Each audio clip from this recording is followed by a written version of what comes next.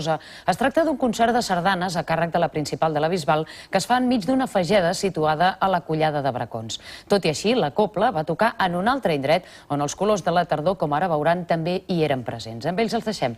Res més per avui. Gràcies per la seva atenció i fins demà a les 2. Bon dia.